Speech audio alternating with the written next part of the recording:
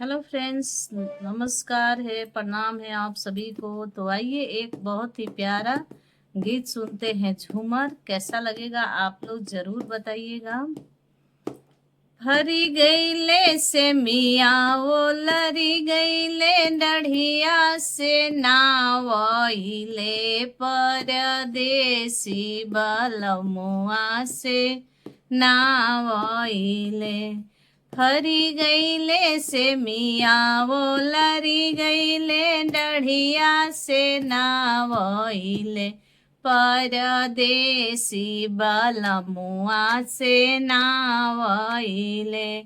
जाहु हम जनिती पिया मोरे है टिसनिए पर जेवना ले जईती टिसनिए पर जेवना ले जईती टिसनिए पर। अपने जे जईती पिया के जेवैती देवर जी से थरिया मलवैती देवर जी से थरिया मलवैती देवर जी से।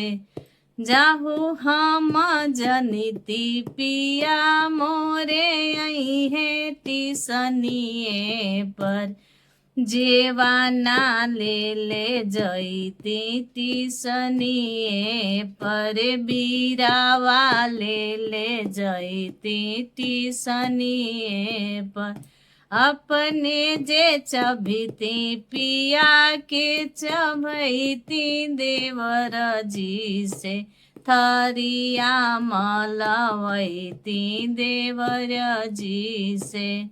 जाहु हम जनिती पिया मोरे है टिसनिए पर रे कसा ले जईती टिसनिए पर।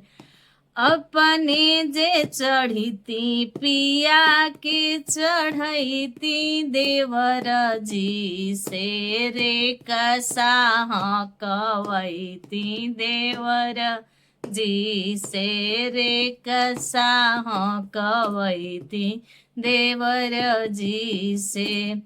हरी गईले से मिया वो लरी गईले डढ़िया से नावइले परदेसी बलमुआ से नावइले।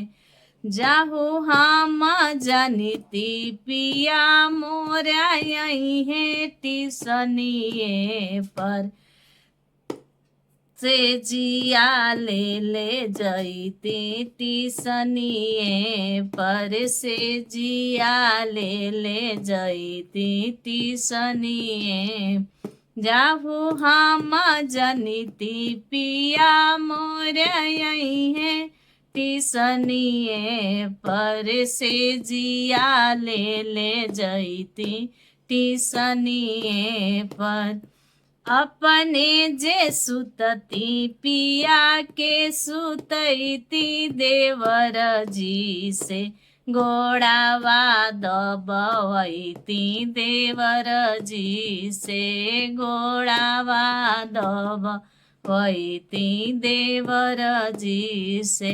हरी गईले से मिया वो लरी गईले डढ़िया से नावइले परदेसी बलमुआ से नावइले।